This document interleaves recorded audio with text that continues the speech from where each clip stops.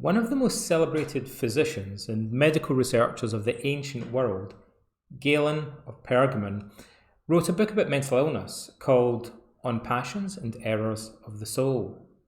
The passion considered most dangerous by Galen and by other writers is anger.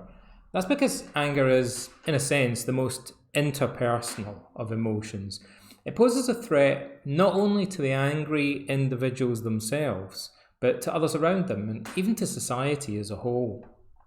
Galen's most striking case study for anger is that of the Emperor Hadrian, who had a violent temper tantrum one day because an unlucky slave did something to annoy him.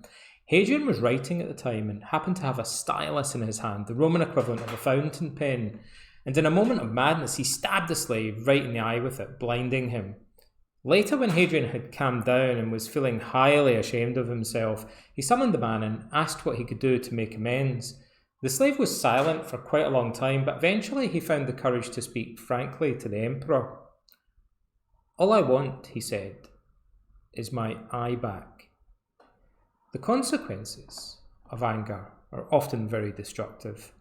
Sometimes they cannot be reversed. Even the most powerful man in the world may be unable to undo the harm he's done in a fit of violent rage.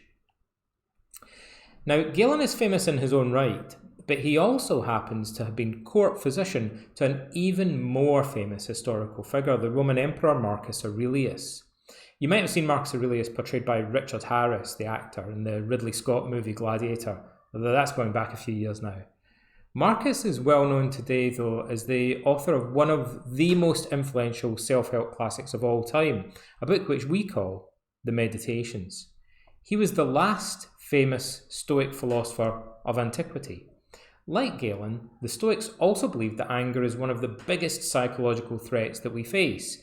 In fact, Marcus mentions overcoming anger in the very first sentence, opening sentence of the Meditations. And it's one of the main themes that runs through the rest of that much-loved book. The Stoics agreed with Galen that we should take care to contemplate the dangerous consequences of anger, picturing them in our mind's eye. As we get older and hopefully wiser, we can look back on our lives in this way and learn from our experience. What have been the consequences of our own anger in the past? How has the anger of others affected our lives and the lives of those we care about? The Stoics also like to discourage anger by contemplating its consequences closer to home, how it contorts our face.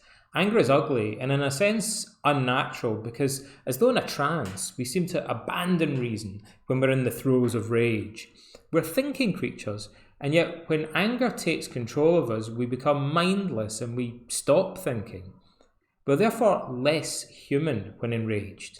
That's what the Stoics found most unnatural about it. Anger, hatred, and the desire for revenge potentially turn us into animals. One of the most famous Stoic slogans says that anger does us more harm than the things about which we're angry. We eat our own hearts when we give in to anger, as philosophers used to say. It's self-destructive. The consequences of our anger might harm others, but we also harm ourselves. Modern research in cognitive psychology has shown that people who are very angry tend to underestimate risk, for example. For that reason, they often expose themselves to danger. Anger makes us vulnerable, in other words. That's why Muhammad Ali tried to provoke George Foreman, for instance, during the Rumble in the Jungle, by taunting him in the boxing ring. Ali realised that anger was Foreman's greatest weakness. When Foreman became angry, he became reckless, threw too many punches, tired himself out, let his guard down, and made himself vulnerable as a result. He underestimated the risk of exhausting himself early in the fight. The consequences of yielding to our anger can be harmful. Ask George Foreman, he ended up flat on his back, handing a knockout victory to Ali and the heavyweight championship of the world. However, the Stoics were actually concerned about an even deeper kind of injury, the harm that anger does to our very character. They called anger temporary madness, and they were right.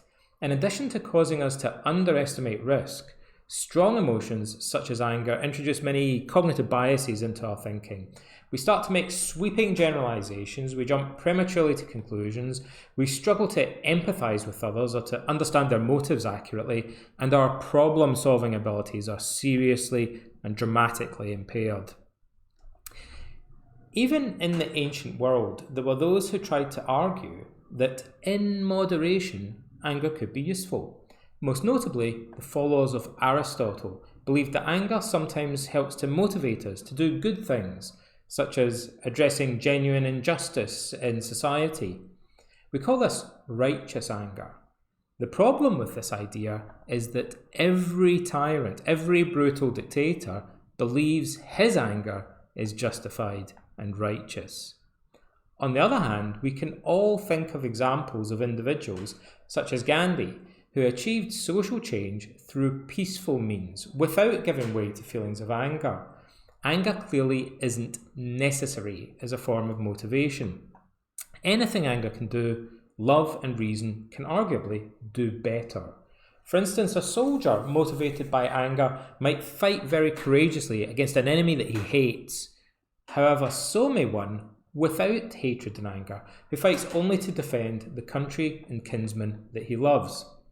Even if you believe that anger can sometimes be helpful, it's clearly not the only option. And the motivation it provides comes at a terrible cost. Anger blinds us and makes us stupider by undermining our ability to think clearly and make rational decisions about complex social problems. People who say that anger motivates them remind me of the internet meme that says, "Drink coffee, do stupid things faster and with more energy." Getting angry motivates you, yeah, sure, but it does so by making you do stupid things faster and with more energy. We can't think straight when we're angry. That's why we make mistakes and end up doing things we regret later. Look at it this way. If you're trying to fix a leaking tap, say, and you bang your thumb with a spanner, you'll maybe get all angry and frustrated. Suddenly it becomes 10 times harder to do what should be a really simple repair job. If you don't take a break and calm down, you'll perhaps end up losing your temper completely and throwing the spanner across the room. We can't even fix a broken tap when we're angry. How much more difficult, though, is it to fix a broken relationship or a broken society? The most difficult problems we face in life are the ones involving other people. And that's where being motivated by anger can become particularly dangerous. The fact is that very few complex social problems throughout history have ever actually been solved in the long run by angry mobs. That's because anger seriously impairs our ability to engage in rational decision making and problem solving. Worse, anger has a tendency to escalate. People who end up losing their temper and regretting it almost always started off by thinking they were on safe ground, indulging in feelings of moderate anger. They're playing with fire because anger loves to deceive us into thinking that it's under our control. But we all know how quickly it can spiral out of control once it gets started. So what do the Stoic philosophers think we should do about it? Well, of all the schools of ancient philosophy, Stoicism is the one that placed the most emphasis on self-help and psychotherapy. Although many people assume that psychotherapy is a modern concept, that's just plain wrong. The Stoics thought of philosophy itself as a form of therapy, therapeia in Greek, therapy for the soul or psyche, psychotherapy. They wrote influential books on the subject, such as the Therapeutics of Chrysippus, the third head of the Stoic school. Most of these books are sadly lost today.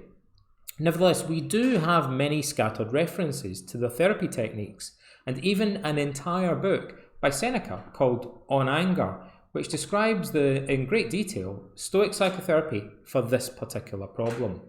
Indeed, Stoicism was the original philosophical inspiration for cognitive-behavioural therapy, or CBT, the leading evidence-based form of modern psychotherapy.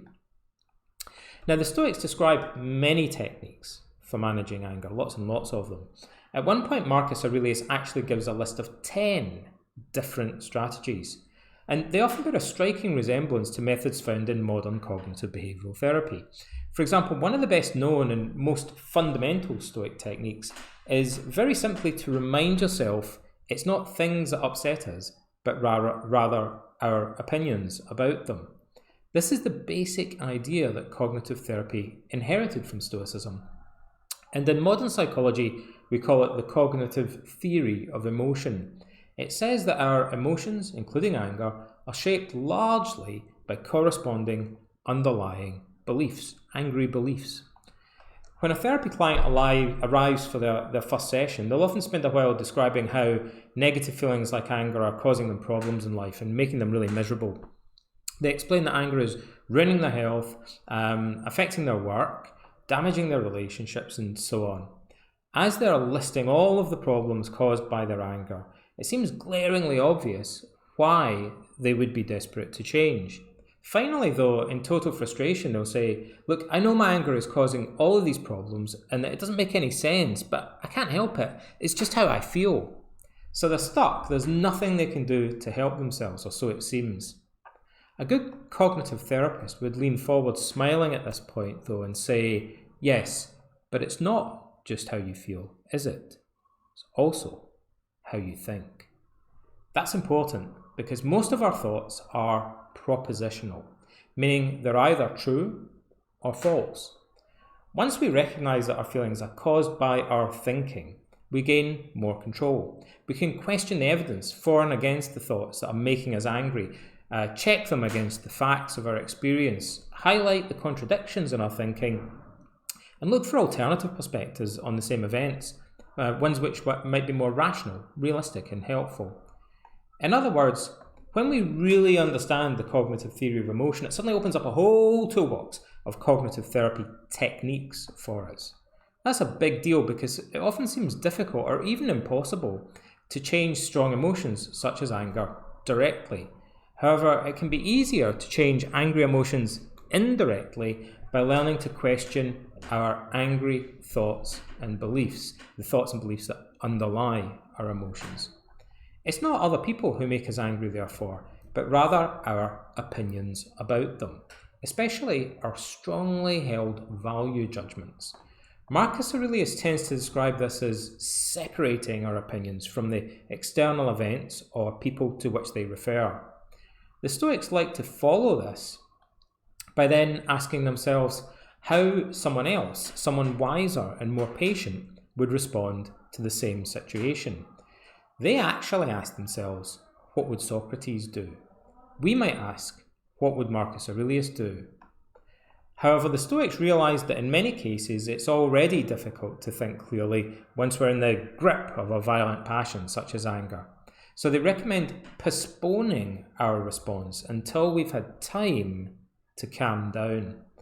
This is actually a very ancient technique which goes all the way back to the pre-Socratic philosophers, maybe as far as the 6th century BC, the philosophers known as the Pythagoreans.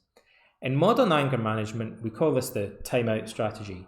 If you can walk away from an argument, for example, and wait until you've settled down again, it's easier to think things through more rationally and make better decisions about how to respond, whether that's in the flesh or in response, for example, to trolling on the internet. For Marcus Aurelius, as for other Stoics, the most important thing was a sense of connectedness. Humans were clearly built for cooperation, he says, like pairs of feet or hands or eyelids or our jaws working together. Acting against another's interests is contrary to nature, he adds, and it's against nature to become angry with our neighbour or to desert them. Stoics were ethical cosmopolitans, in other words, who saw the whole of humankind as fellow citizens of the same cosmos. When we're angry, though, we alienate ourselves from other people. The Stoics tried to conquer anger precisely because they wanted to restore our sense of oneness.